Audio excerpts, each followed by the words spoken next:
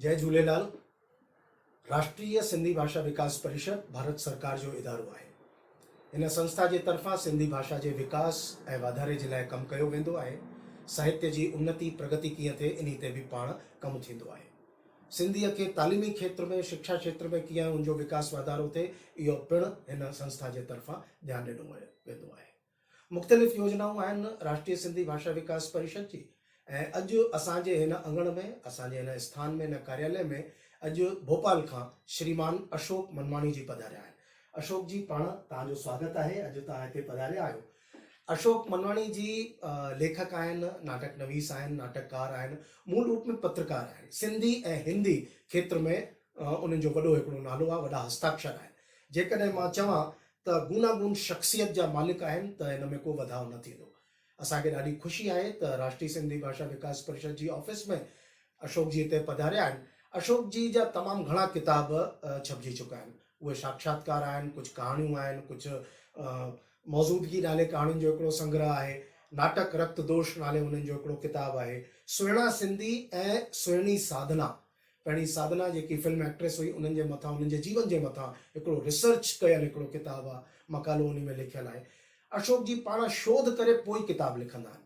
हींअर उन्हनि जो नओं हिकिड़ो किताबु आयो आहे जंहिंजो उनवान आहे बाते मुलाक़ाते। ही तव्हां ही ॾिसी सघो था पिया। अशोक जी, तव्हां चाहियो त पाण समाज खे ॾेखारे सघो था पिया। त अॼु असां अशोक जी सां इन्ही सिलसिले में बातें मुलाक़ातें होंगी आपसे कुछ ॻाल्हाईंदासीं, कुछ हिंदीअ में ॻाल्हाईंदासीं, कुछ सिंधीअ में ॻाल्हाईंदासीं। त तव्हां अशोक जी पाण मध्य प्रदेश शासन में जनसंपर्क विभाग में ज्वाइंट डायरेक्टर आहियो। पर ज्वाइंट डायरेक्टर जो उहिदो ऐं कमु त ॾाढो बिज़ी रखण वारो कमु आहे, पर तॾहिं बि पाण तव्हां लेखन करे वठंदा आहियो, वक़्तु कढंदा आहियो। कुझु पंहिंजे बारे में ॿुधायो असांखे। वक़्तु त पंहिंजी मादिरी ॿोलीअ लाइ, पंहिंजी माउ जी जेका ॿोली आहे उन लाइ असांखे वक़्तु कढणो ई पवंदो आहे। जॾहिं असां ड्यूटीअ ते कोन आहियूं उन वक़्त में असां या त दोस्तनि सां पूरो टाइम विञाए सघूं था, होटल में वञूं, खाऊं पीऊं, घुमूं। उहो हिकिड़ो सीमित समय उनखे ॾिजे मित्रता खे। पर पंहिंजी ॿोलीअ जो कमु करण वारा ॾाढा घटि शख़्स आहिनि पूरे हिंदुस्तान में। 500 जे अंदरि आहिनि। उहे ई नाटककार आहिनि, उहे ई कलाकार आहिनि, उहे ई लेखक आहिनि। त मूंखे इहो वीचार आयो त जॾहिं मां पंहिंजी नौकिरी करे कुझु वक़्तु ॾींहं में 1 कलाक बि कढी सघंदुमि पंहिंजी मादिरी ॿोलीअ लाइ, त उहो मां उते ज़रूरु कंट्रीब्यूट कंदुमि। पंहिंजे परिवार खे टाइम ॾींदे, परिवार में वेही करे, परिवार खे बि उहो समय थो मिले ऐं असांजे लेखन खे बि थो मिले। ॿिनि कमनि खे उहो समय असांजो मिली थो वञे। वाह त इहो कमु धीरे धीरे धीरे धीरे कंदे जे साल ॿिनि में जॾहिं आलेख इकट्ठा थी वेंदा आहिनि, पोइ उन्हनि जो मां संकलन हिकिड़ो प्रकाशित कराईंदो आहियां। जी जी 2-2.5 साले जे एवरेज उन वक़्त सां मां हिकु किताबु पंहिंजो अॻियां आणींदो आहियां। जी जी। तव्हांखे जीअं त ख़बर आहे, राष्ट्रीय सिंधी भाषा विकास परिषद जूं मुख़्तलिफ़ योजनाऊं आहिनि। उनमें हिकिड़ी योजना आहे bulk purchase of the books, है न। हिकिड़ी योजना आहे पब्लिकेशन ग्रांट। त तव्हां हिननि जेकी योजनाऊं आहिनि उन्हनि जो फ़ाइदो पोयनि कुझु सालनि खां तव्हांखे बि मिलियो आहे। त हिन ॿिनि योजनाउनि जे बारे में ऐं NCPSL जे बारे में तव्हांजा छा वीचार आहिनि? ॾिसो, NCPSL जो जेको गठन थियो, इहा ॻाल्हि सही आहे त जेके ॿोलियूं जिन जा उन ॿोलियुनि जे ॻाल्हाइण वारनि जा जुदा जुदा प्रांत कोन आहिनि, उन्हनि जे लाइ उर्दू, सिंधी ऐं संस्कृत ॿोलियुनि जे लाइ इहे परिषदियूं ठहियूं। ऐं इन खां पहिरियां 1994 खां पहिरियां केंद्रीय हिंदी निदेशालय में हिकिड़ो सिंधी सेक्शन हो, त उहो बि उहो कमु कंदो हो। पर स्वतंत्र रूप सां जॾहिं खां NCPSL जो गठन थियो त नवां लेखक अॻियां आया मैदान में, कलाकार आया, नाटकनि जा मंचन, भगत जा मंचन, झूमिर, असांजो सिंधी बेले, केतिरियूं कलाऊं वापसि जीवित थी वियूं। ऐं इहे सभु साहित्य जो ई पार्ट आहे, छो जो उहो कॾहिं लिखियो वियो हूंदो, उनखे मंच ते आणियो थो वञे। त साहित्य जो प्रमोशन थियो, ॿोलीअ जो प्रमोशन थियो, पंहिंजी आर्ट ऐं कल्चर जो प्रमोशन थियो, जेको ॾाढो ज़रूरी हो। ऐं सरकारी सतह ते NCPSL जे बिना ॿी काई संस्था त इहो कमु करे बि नथी सघे। ऐं मूंखे ख़ुशी आहे इहो चवंदे त मां पाण किताबनि जे प्रिंट करण लाइ, किताबुनि खे शाया करण लाइ ग्रांट वरिती आहे। मूंखे NCPSL जो अवॉर्ड बि नाटक जे किताब ते 2012 में मिलियो। ऐं ॿियनि असांजे दोस्तनि खे बि मिलियो। त ॿोलीअ जो बि, राइटर्स जो बि, कलाकारनि जो बि प्रमोशन थियो आहे। ऐं सभिनी डायरेक्टर्स ॾाढी घणी महिनत कई आहे। तव्हां ॿियो दफ़ो इहा जवाबदारी ॾाढे सुठे नमूने निभाए रहिया आहियो। इन ॻाल्हि जी विशेष रूप सां मूंखे ख़ुशी थी रही आहे रवि भाई। वाह वाह अशोक जी, तव्हांजा जेके ही लफ़्ज़ आहिनि उहे असांजी ताक़त आहिनि ऐं असांखे दृष्टि ऐं दिशा ॿई हितां मिलंदियूं आहिनि। तव्हांजो पंहिंजो हिकिड़ो संग्रह रहियो आहे मध्य प्रदेश की सिंधी काव्य परंपरा।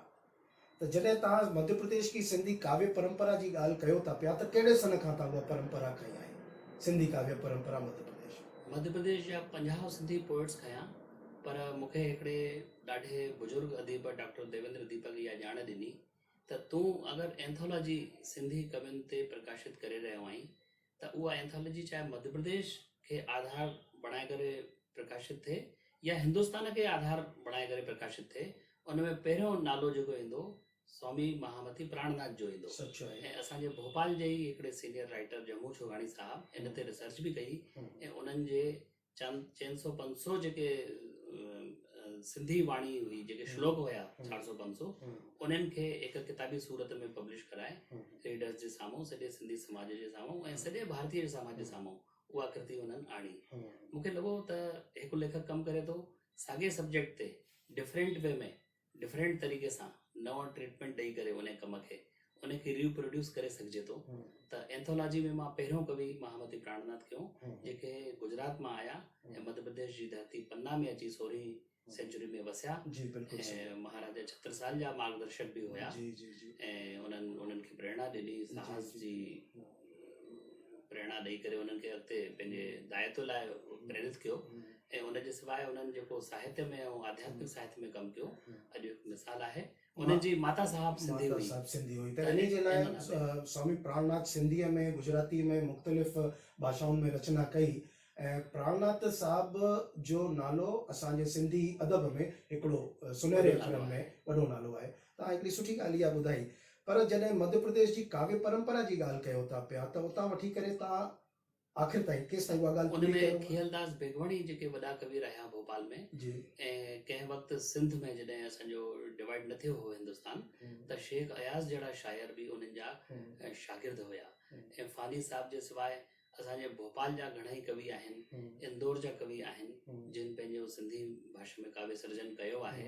ऐं जॾहिं छत्तीसगढ़ न ठहियो हो त तॾहिं पहलाज राय मुसाफ़िर जहिड़ा कवि रहिया आहिनि ऐं भोपाल में कुंदन लाल नाचीर जहिड़ा कवि रहिया आहिनि ऐं रूप कुमार घायल रहिया आहिनि, केतिरा ई नाला नारी लक्ष्मणी ताईं अचूं त हिकु लंबी श्रृंखला आहे।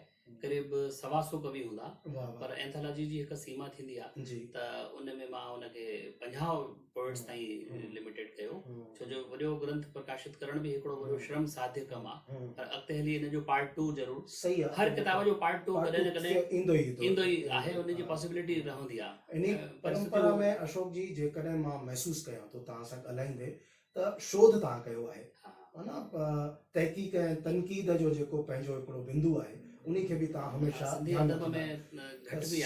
अदब में तहक़ीक़ ऐं तनक़ीद जी हालत उन्ही खे वधाइणो आहे ऐं तव्हां बहितर नमूने करे रहिया आहियो। छो त तव्हां हिंदीअ में बि लिखंदा आहियो, त हिंदीअ में जेको किताब मूंखे तव्हांजो नज़र आयो, इहे अहिड़ा सुहिणी साधना हिंदीअ में, उहो हिंदीअ में आयो आहे, उहो कुझु ॿुधायो सुहिणी साधना छा आहे?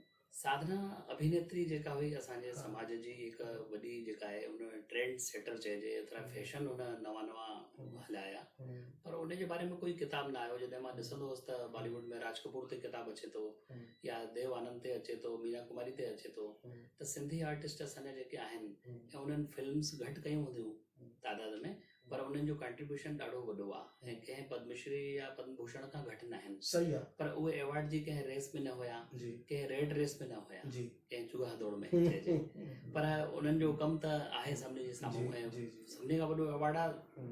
उन्हनि जे जेके फिल्म्स ॾिसंदड़ आहिनि उन्हनि जे दिलि में उन्हनि जे लाइ रिस्पेक्ट आहे। पर मूंखे लॻो हिकु बायोग्राफी अचणु खपे, त मां मुलाक़ात कई मान ऐं इंटरव्यू हिकु अख़बार में पब्लिश थियो, पोइ उनखे ई मां विस्तार करे किताब जो रूप ॾिनो ऐं जेको रिसर्च कई उन में रुगो गूगल जे सहारे न कई, उन में इंडस्ट्री जा जेके डायरेक्टर्स ऐं आर्टिस्ट आहिनि उन्हनि सां जुदा जुदा 100 खां मथे डिफरेंसेस आहिनि, ओतिरा उन्हनि जा इंटरव्यूज़ ऐं उन्हनि सां ॻाल्हाए करे जेका ओपिनियन आहे उन अभिनेत्री बाबति उहा हुन में शामिल करण जी कोशिशि कई। साथियों, हींअर तव्हां ॿुधी रहिया हुया अशोक मनवाणी साहब खे, उन्हनि जी मौजूदगी, कहाणियुनि जो संग्रह, नाटक जा कम, उन्हनि जा इंटरव्यूज़ हिंदीअ में सिंधी में उन्हनि जो कमु। बट पत्रकार आहिनि त मूंखे हिकिड़ो सवाल उन्हनि खां पुछिणो आहे ऐं मां चाहींदुसि त भाउ दिलि खोले उन विषय ते ॻाल्हाइनि त ईअं छो नथो थी सघे कि पूरे भारत में सिंधी पत्रकारिता ते कोई कोर्स न हलंदो आहे। ऐं तव्हांखे ख़बर आहे त सिंधी पत्रकारिता जो हिकिड़ो वॾो इतिहास आहे। सिंधी पत्रकारिता बि तक़रीबन 150 साल झूनी परंपरा आहे पत्रकारिता जी। ऐं असांजा सिंधी सॼण सिंधी जे अलावा हिंदी पत्रकारिता में, अंग्रेज़ी पत्रकारिता में, मुख़्तलिफ़ भाषाउनि जी पत्रकारिता में पंहिंजो हिकिड़ो डंको वॼाए रहिया।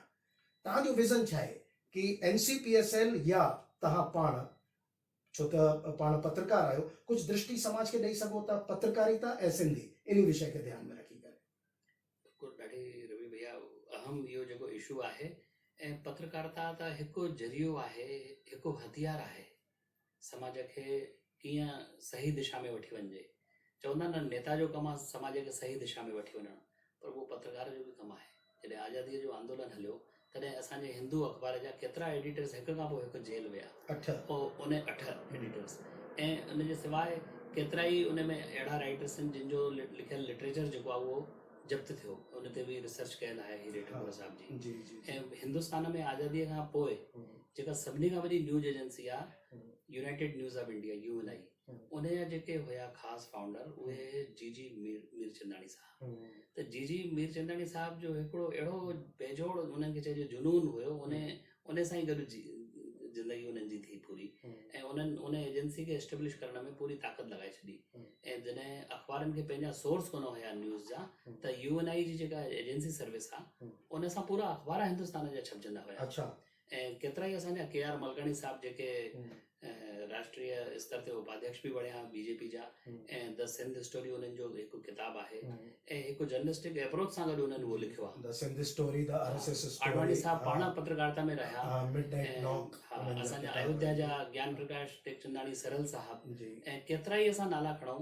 ऐं हिकिड़ा असांजा PTI में केतिरा असांजा दोस्त रहिया आहिनि न्यूज़ एजेंसी में। ऐं ॿियनि जुदा जुदा अख़बारनि में भोपाल जा राजकुमार केसवाणी जिन भोपाल जी गेस्ट रेजिडेंट थियण खां पहिरियां अॻुवाट हिकु चेतावनी ॾेई छॾी हुई। ऐं उहा सॼे वर्ल्ड में उनखे हिकु जर्नलिज्म जे कोर्स में पढ़ायो वेंदो आहे त अवेयरनेस लाइ ऐं सोशल डेडिकेशन सां कीअं माण्हू कमु करे सघे थो हिकु जर्नलिस्ट। उन ते हींअर फिल्म बि ठही आहे द रेलवे मैन। त उन में राजकुमार केसवाणी जे किरदार खे खयो वियो आहे। उन फिल्म जे मूल में उहो किरदार आहे। त योगदान जेको आहे कोर्स चालू थियणु खपे। ऐं भोपाल में त हिकिड़ो राष्ट्रीय स्तर जो जर्नलिज्म विश्वविद्यालय आहे, माखनलाल चतुर्वेदी पत्रकारिता विश्वविद्यालय संस्थान में। मूंखे यादि थो अचे त 2 साल पहिरियां तव्हां बि इहा कोशिशि कई आहे ऐं राष्ट्रीय सिंधी भाषा विकास परिषद जे सहयोग सां विश्वविद्यालय इहो कोर्स रन करण लाइ सहमत थी वियो आहे। उनजी जेका औपचारिकता आहे उहा बि उमेद कयूं था जल्दी पूरी थींदी। ऐं जेके असांजे समाज में युवा आहिनि बैंक में वञनि था ऐं ॿियनि सर्विसिस में वञनि था त जर्नलिज्म में बि अचनि त समाज जी ताक़त वधंदी, असांजे समाज जी वॉइस उन सां मजबूत थींदी। सही आहे, ॾाढी सुठी ॻाल्हि तव्हां चई त पत्रकारिता हिकु अहिड़ो खेत्र आहे जंहिंजे माध्यम सां असां पंहिंजे समाज जी हिकिड़ी वॉइस, हिकिड़ो आवाज़ उहो पूरे भारत में हर हिकु खेत्र में पहुचाए सघूं था पिया। ऐं KR मलकाणी साहब जो तव्हां नालो खयो, वॾो हिकिड़ो नालो आहे, पाण लेफ्टिनेंट गवर्नर बि हुआ। असां कोशिशि करे रहिया आहियूं त KR Malkani centre for Sindhi journalism इहे जल्द बर्पा थिए ऐं हिन जी शुभ सूचना मौक़े सां तव्हां सभिनी खे ॾिनी वेंदी। पर अशोक जी, तव्हां पाण लेखक आहियो, पत्रकार आहियो, संपादक आहियो, नाटक नवीस आहियो। मां हर इहा ॻाल्हि रिपीट करणु चाहियां थो त तव्हांखे लॻे थो पियो त भारत में सिंधी जवान जेकी नई टही आहे, जेकी जवान टही आहे, उहा हिननि सभिनि सां उन्हनि जी दोस्ती ठहे, उनजे वेझो अचनि, उन्हनि जे लाइ तव्हां समाज खे छा दृष्टि ऐं दिशा ॾियणु चाहियो था पिया? उहे छो अचनि? जवान सिंधी अदब सां, सिंधी सां छो जुड़नि? सिर्फ़ु जज़्बाती उत्तर आहे या कुझु रोज़गार जी बि ॻाल्हि थी सघे थी पई? ॾिसो, हाणे रवि भाई वॾो इम्पोर्टेंट प्रश्न आहे। लाइफ स्टाइल सभिनी जी ॾाढी मटिजी वई आहे। ऐं जेका आधुनिकता जंहिं हिसाब सां असांजी ज़िंदगी में प्रवेश कयो आहे त सॼे भारतीय समाज में प्रवेश कयो आहे आधुनिकता। ऐं उहा आधुनिकता जेका ओरिजिनल ॿोलियुनि जी कल्चर आहे, तहज़ीब आहे, अदब आहे, उनखे डैमेज करे रही आहे उहा आधुनिकता। त आधुनिकता सां गॾु प्राचीन परंपराउनि जो जेको असांजो विरासत आहे उनजो संगम कीअं बणिजे, इन ॾिस में कोशिशि थियणु खपे। ऐं सिंधी नौजवाननि खे असां रुॻो हिकु ॻाल्हि चऊं त तव्हां संसार जी सभिनी खां महांगी ड्रेस पंहिंजे शरीर ते धारण कयो, पर चवण में तव्हां सिंधी ईंदा। सही आहे। भले पंहिंजो तव्हां सरनेम जेको आहे उहो मटे करे लालवाणी मां लाला करे छॾियो था, या ॿियो कोई एग्ज़ाम्पल ॾेई थो सघां, मुंहिंजो कोई अहिड़ो कोई मक़सदु कोन्हे कंहिं पर्टिकुलर मां माण्हूअ खे कोन टारगेट करे रहियो आहियां, पर हिकिड़ो एग्ज़ाम्पल ॾियण लाइ मां तव्हांखे इहा ॻाल्हि चई त अॼु सिपह मलाणी अगरि सिपी चवराइनि था त इहा फ़ुख़्र जी ॻाल्हि थी सघंदी आहे त उहो सिपह मलाणी चवराइनि त हिंदुस्तान जी अवाम खे ऐं सॼे मुल्क में ऐं सॼे संसार में माण्हुनि खे ख़बर पए त जंहिं शोले जो निर्माण कयो अहिड़ी ऐतिहासिक फिल्म जो, उहे निर्माता निर्देशक सिंधी हुया, त इन में उन खे कहिड़ो कमर्शियल लॉस थी वेंदो उन प्रोड्यूसर खे, डायरेक्टर खे, उनजी इज़त में कहिड़ो उन में कोई घटिताई थी वेंदी। पर इहा हिकु मेंटेलिटी आहे, हिकु माइंड सेट उन्हनि जो चेंज करण जी ज़रूरत आहे, ऐं जॾहिं इहो माइंड सेट चेंज थींदो त असांजी नई टही जेका आहे उन जे अंदरि बि जेकॾहिं हिकु 2-5% उहा भावना बचियल आहे इंफीरियरिटी जी, उहा ख़तमु थी वेंदी ऐं पाण खे सिंधी फ़ख्र सां चवराईंदा, पंहिंजी ॿोली ॻाल्हाईंदा ऐं उहा लिखंदा, चाहे देवनागरी लिखनि, चाहे सिंधी अरबी लिखनि, पढ़ंदा ऐं पंहिंजो टीचर कंदा। स्कूल कॉलेज में नथो मिलनि अहिड़ो प्रबंध त पंहिंजी कोशिशि सां बि सिखी सघनि था, जीअं असां सिखी आहे त सिखी सघनि था, ऐं पंहिंजो खान पान ऐं पंहिंजी तहज़ीब सभु अडॉप्ट करे सघनि था। उन्हनि खे थोरे मोटिवेशन जी ज़रूरत आहे, ऐं तव्हां जहिड़ा दोस्त बि इहो कमु सुठे नमूने करे रहिया आहिनि, मूंखे ख़ुशी इन ॻाल्हि जी आहे। जी पंहिंजे इन गुफ़्तगू जे आख़िरी खेत्र जी तरफ़ वधी रहिया आहियूं, पर मुंहिंजो पंहिंजो हिकिड़ो शख़्सी सवाल हमेशह रहंदो आहे, दोस्त जॾहिं अशोक जहिड़ा हिते अचनि ऑफिस में त उन्हनि खां हिकिड़ी ॻाल्हि ज़रूरु पुछणु चाहींदो आहियां त राष्ट्रीय सिंधी भाषा विकास परिषद भारत में ॿियूं कहिड़ियूं अहिड़ियूं योजनाऊं रिथी सघे थो पियो जीअं कि सिंधी भाषा जो विकास ऐं वाधारो थिए। पाण अशोक जी विद्वान आहिनि, लेखक आहिनि, जीअं त मां हर चई रहियो आहियां, त इन्हनि जे मुख मां बि असां इहो ॿुधूं त ॿियूं कहिड़ियूं अहिड़ियूं योजनाऊं थी सघनि थियूं पियूं NCPSL जे तरफ़ां कुझु अहिड़ियूं ख़ासि ॻाल्हियूं, ख़ासि रिथाऊं असां अॻियां वधाए सघूं। मानवारा साईं अशोक जी। रवि भाउ, मूंखे लॻंदो आहे हिकु हिन ॾिस में नओं सजेशन इहो थी सघे थो, जेका असांजी बुज़ुर्ग पीढ़ी आहे धीरे धीरे विदा थी रही आहे, त अॼु बि जेके 70-80 जी इन उमिरि जा आहिनि असांजा बुज़ुर्ग, उहे सिंधी ॿोलीअ जो इस्तेमालु कंपेरेटिवली वधीक करे रहिया आहिनि, 100% करे रहिया आहिनि। त उन्हनि जो गॾिजाणियूं थियनि यंगस्टर सां गॾु, ऐं उहे पारिवारिक पिकनिक जे रूप में थी सघनि थियूं। उते हो कोई भजन प्रस्तुत करे, अमा कोई लोली प्रस्तुत करे, ऐं उनजी कापी उते जो उते यंग के ॿार खे, बालिका खे या ॿार खे करणी आहे, बालक खे, ऐं उन लाइ अवार्ड्स बि रखूं असां। उनखे अम्मा किटी नालो ॾेई सघिजे थो। इहो असांजे कुझु भोपाल जे दोस्तनि, सांची जेको भरिसां आहे भोपाल जे स्तूप आहे, उते बौद्ध स्तूप, उन कैंपस में पारिवारिक पिकनिक हुई, त उते अम्मा किटी असां हिकिड़ी 4 खटियूं रखी उते अमड़ वेठियूं, जीअं किटी पार्टी लेडीज़ कनि थियूं, त उहे अमड़ गीत ॿुधाईंदियूं भॼन, ऐं नई पीढ़ीअ जो दोस्त कोई जेको आहे बालक या बालिका उनखे रिपीट कंदो हुयो, माइक वग़ैरह जो सॼो प्रबंध हो। उन सां इहो थियो, उन्हनि खे उते जो उते प्रोत्साहन मिलियो ऐं उहे सिंधी लाॾा गीत सिखी विया। छो जो उहा त ऑनलाइन हिकिड़ी क्लास, मतिलबु ऑन स्पॉट, मतिलबु जेको आहे हिकु क्लासरूम आहे, क्लासरूम ई आहे, ऐं वर्चुअल तरीक़े सां बि इहो कमु करे सघिजे थो, ऐं घणेई हिंदुस्तान में इन ॾिस में करे रहिया आहिनि वर्चुअल तरीक़े सां। पर जेको प्रत्यक्ष मुलाक़ात सां असरु जेको ॿार जे मन ते थिए थो, उन ॾिस में NCPSL बि सहयोग करे सघे थी। पंचायतूं कनि, उन्हनि खे NCPSL आर्थिक सहयोग करे, एतिरो सहयोग उन्हनि जो प्रोग्राम सुठे नमूने थी वञे, त नई पीढ़ीअ ताईं उनजी ॻाल्हि पहुचंदी, भाषा जो इम्पोर्टेंस हो सम्झी सघंदा, ऐं चवंदा भई मुंहिंजे माउ जी, दादीअ जी, नाने जी, ॾाॾे जी ॿोली आहे, उहा मां छो न एडॉप्ट कयां। सही आहे, वाह वाह। अशोक जी सां असां मुख़्तलिफ़ विषयनि ते ॻाल्हायोसीं साथियों। पाण गूनागून शख़्सियत जा मालिक आहिनि ऐं उन्हनि अनेक सुझाव बि ॾिना। इन्हनि सभिनि ते असां गॾिजी करे कमु कंदासीं, ऐं अशोक जी खे चऊं त असांजे जेके समाज ही असांजो ही गुफ़्तगू ॿुधी रहियो आहे, गॾिजी करे उन्हनि खे चऊं था पिया जय झूलेलाल। जय झूलेलाल। जय झूलेलाल साथियों।